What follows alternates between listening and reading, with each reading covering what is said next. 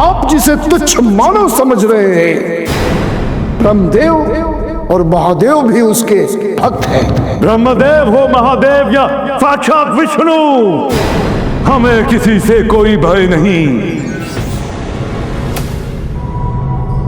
इस संसार में ऐसा कोई नहीं जो हमें हित कर पाए। तो उस विष्णु के अवतार का तो अस्तित्व ही क्या है? भैया, आपके अहंकार ने आपके नेत्रों पर आवरण उड़ा दिया है।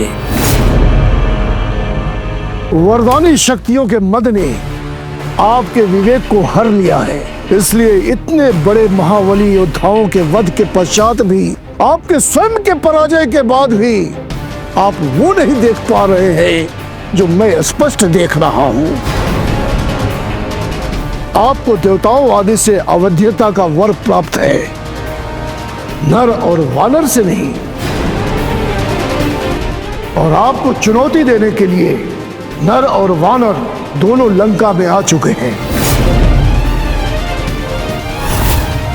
यदि आप अब भी अपनी और लंका की भलाई चाहते हैं तो सीता को सत्सम्मान राम को सौंप दीजिए। राम अपनी मर्यादा और धर्म कभी नहीं त्यागेंगे, वो आपको अवश्य ही क्षमा कर देंगे। कुंभकर्ण, अब तुम हमें धर्म का पाठ पढ़ाओगे? अरे कैसे भाई हो तुम?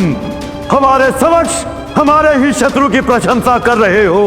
भैया, मैं आपको सत्य का दर्पण दिखा रहा हूँ। आप विद्वान और नीति निपुण हैं।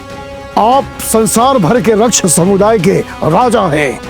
और यह भी सत्य है कि जो राजा उचित समय पर धर्म, अर्थ, काम का सेवन करता है, उस पर कभी कोई विपत्ति नहीं आती।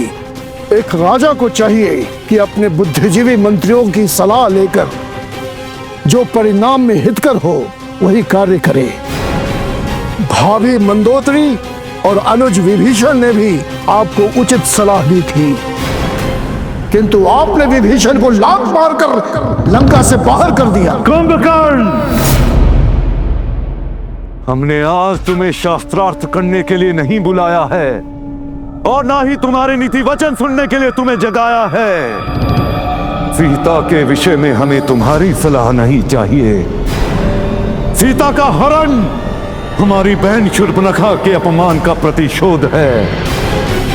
सीता का हरण हमारी राजनीति का हिस्सा है और सीता का हरण ही हमारे राज्य विस्तार का चरण है।